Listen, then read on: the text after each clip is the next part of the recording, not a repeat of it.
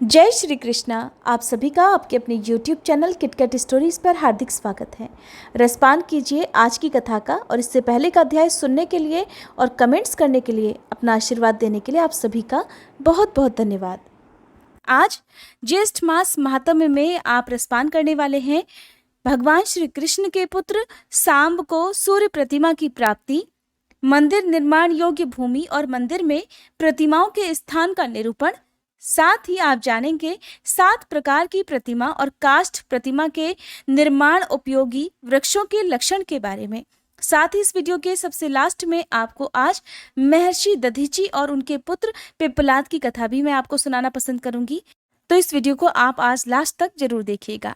तो सुमंतु मुनि कहने लगे, हे राजन, इस प्रकार सांब सूर्य नारायण से वर प्राप्त कर बहुत प्रसन्न हुए और वर प्राप्ति को आश्चर्य मानते हुए अन्य तपस्वियों के साथ समीप में स्थित चंद्रभागा नदी में स्नान करने के लिए गए। वहां वे स्नान कर श्रद्धा के साथ अपने हृदय में मंडलाकार भगवान सूर्य की भावना कर मन में ये सोचने लगे कि सूर्य नारायण की कैसी प्रतिमा हो और उसे किस प्रकार कहाँ स्थापित करूं। इस प्रकार विचार कर ही रहे थे कि उन्होंने देखा चंद्रभागा नदी के ऊपर से एक अत्यंत दैदीप्यमान प्रतिमा बहती हुई चली आ रही है। प्रतिमा देखकर सांब को ये तो निश्चय हो गया कि ये भगवान सूर्य की ही मूर्ति है। जैसी उन्होंने आज्ञा दी थी, ये तो वही सूर्य प्रतिमा है, इसमें किसी प्रकार का कोई संदेह नहीं। ये सोचकर नदी से उस तेज से चमकती हुई मूर्ति को निकालकर उन्होंने मित्रवन यानी कि जो जगह मुल्तान में है, उसमें एक स्थान पर तपस्वियों के साथ विधि पूर्वक उसकी स्थापना की। ये भी आप जानिए कि हमारे सनातन धर्म की जो पहुंच है, हमारे सनातन धर्म की जो संस्कृति है या जो प्रतिमाएं हैं, वो कहाँ कहाँ तक हैं। तो उनकी जो मूर्ति थी, उन्होंने वो मुल्तान में एक जगह है मित्रवन, वहां पर स्थापित कर दी। अब स्थापना करने के बाद उन्होंने एक दिन सूर्य प्रतिमा को प्रणाम करके पूछा कि हे नाथ, आपकी ये प्रतिमा किसने बनाई? इसकी आकृति तो बड़ी सुंदर है, आप कृपा कर बताइए। तो वह प्रतिमा कहने लगी, सांब, पूर्व काल में मेरा रूप प्रचंड तेजोमय था।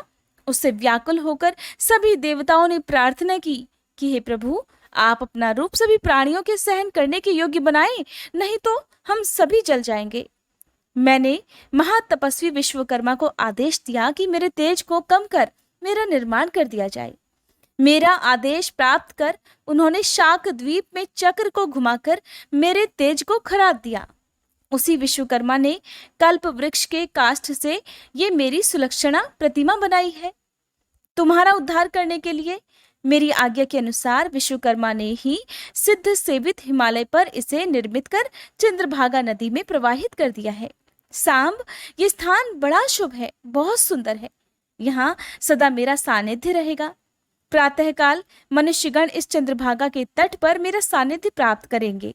मध्याह्न में कालप्रिय में अर्थात कालपी में और अनंतर यहाँ प्रतिदिन आकर मेरा दर्शन प्राप्त करेंगे। पूर्वाह्न में ब्रह्मा, मध्याह्न में विष्णु और अपराह्न में शंकर सदा पूजा करेंगे।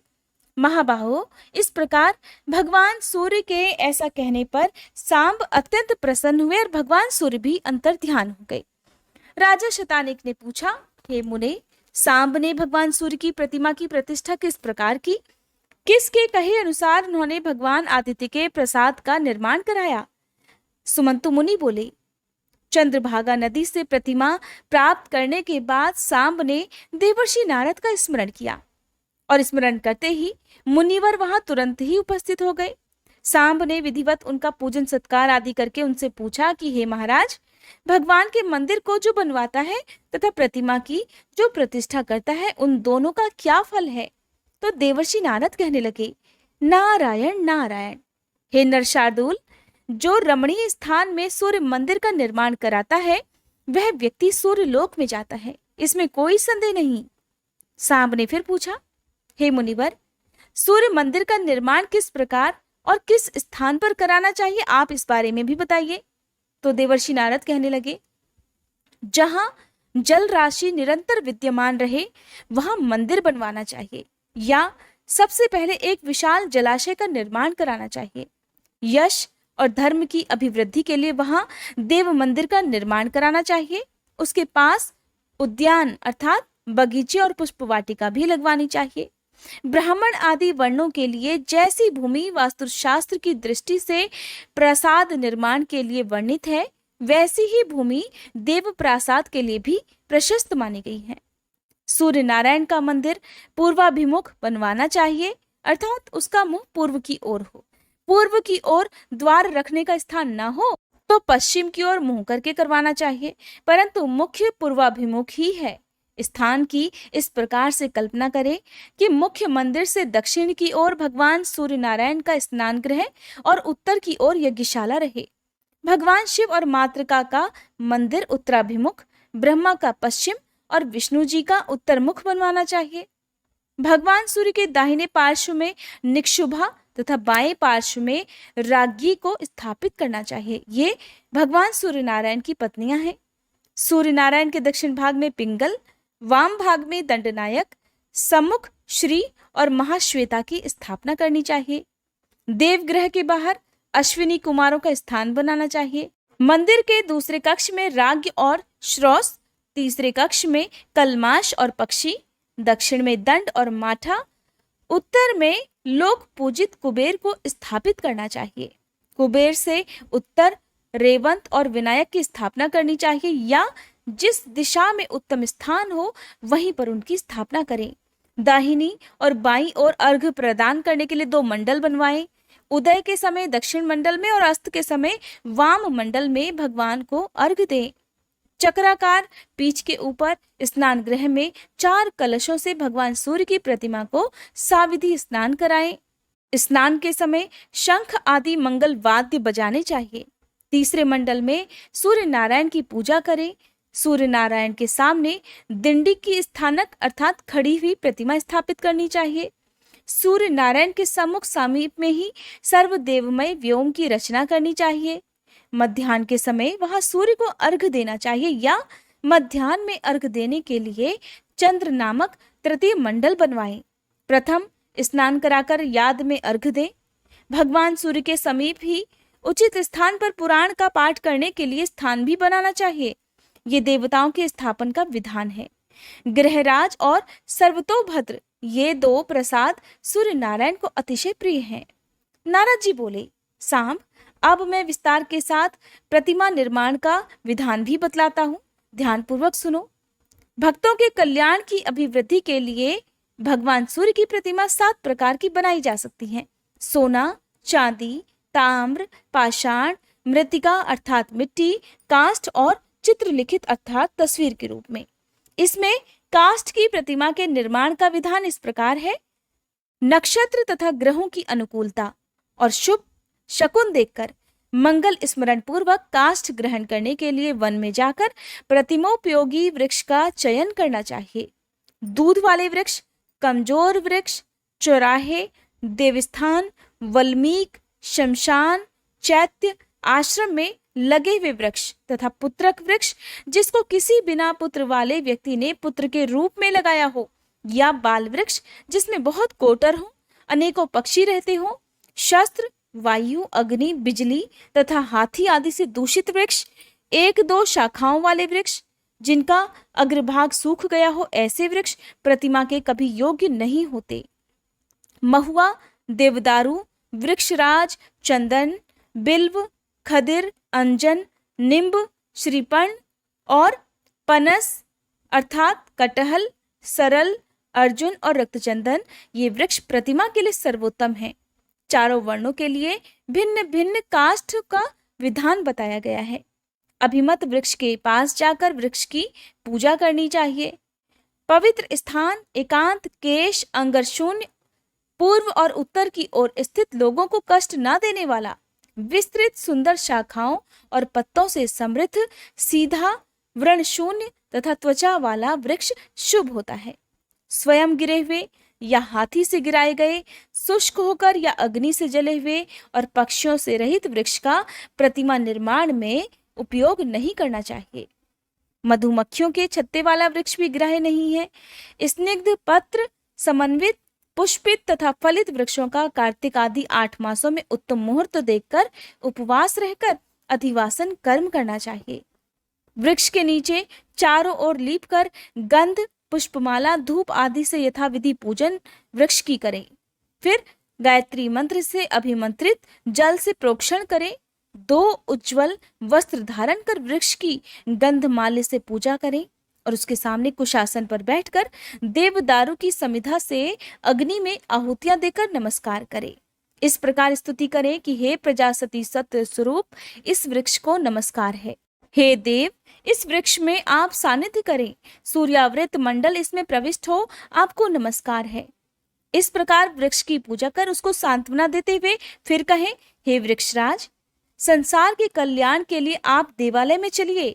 हे देव, आप वहां छेदन और ताप से रहित होकर स्थित रहेंगे। समय पर धूप आदि प्रदान कर पुष्पों के द्वारा संसार आपकी पूजा करेगा। वृक्ष के मूल में धूप माल्य आदि से कुठार का पूजन कर उसका सिर पूर्व की ओर करके सावधानी से स्थापित करें।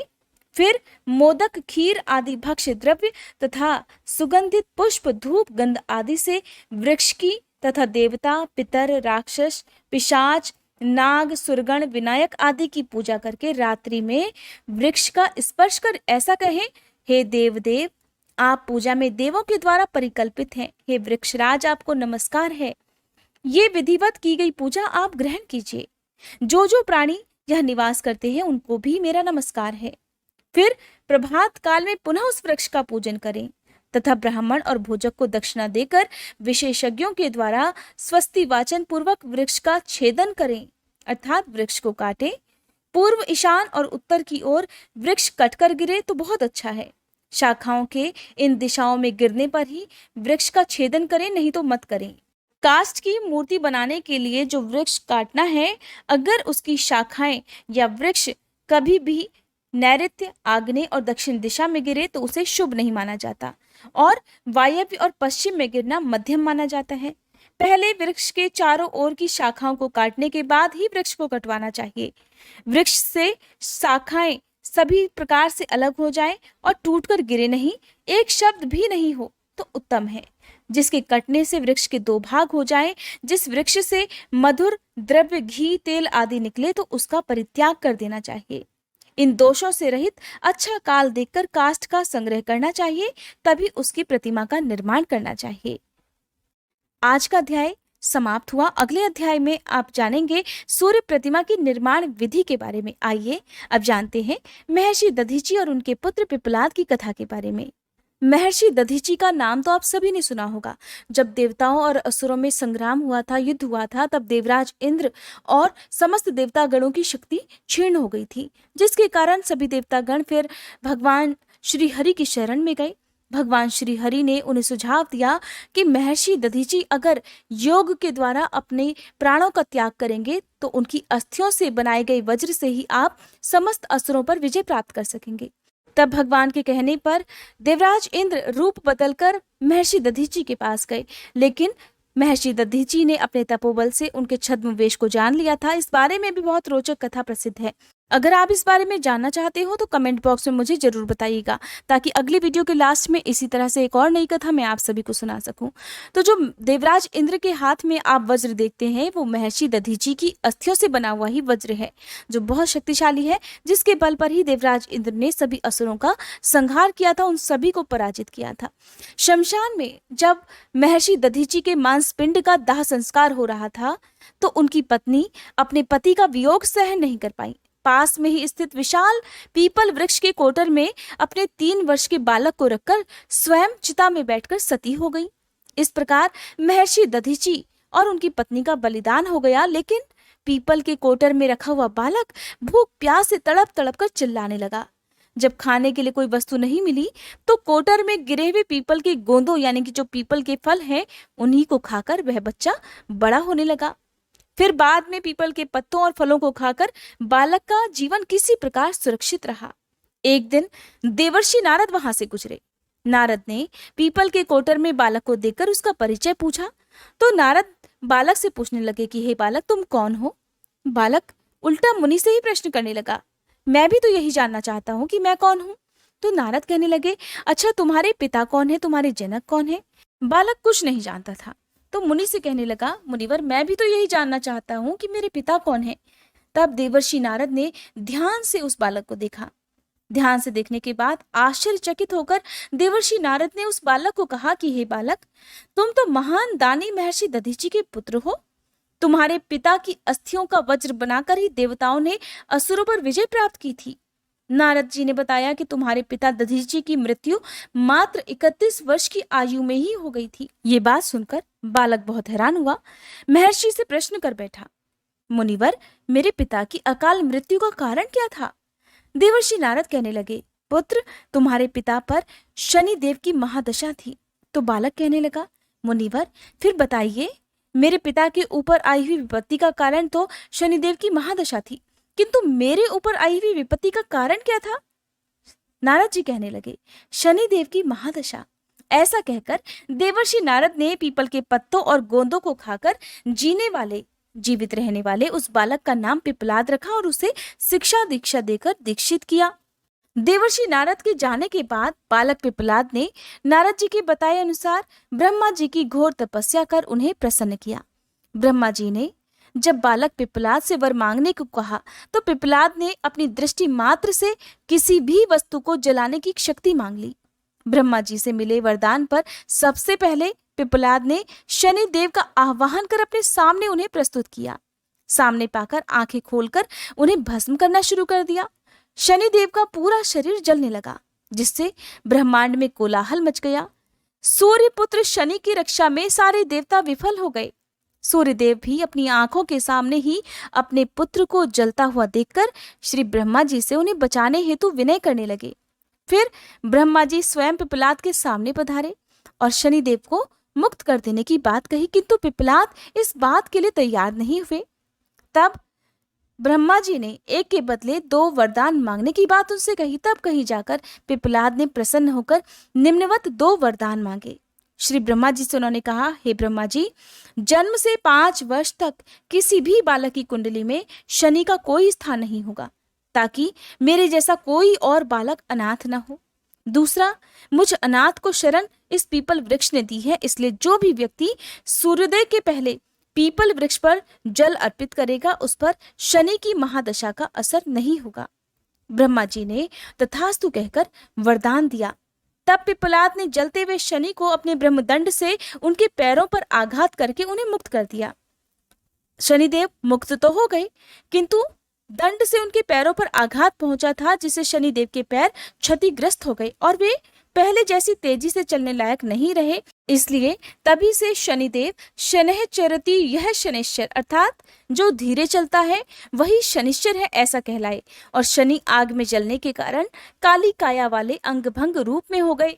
यही कारण है कि शनिवार के दिन शनि देवता और पीपल के वृक्ष की पूजा एक साथ की जाती है। यही कारण है कि शनिदेव की मूर्ति हमेशा काले रूप में ही होती है। ये थी आज की वीडियो। अगर अच्छी लगी हो तो प्लीज वीडियो को लाइक जरूर कीजिएगा।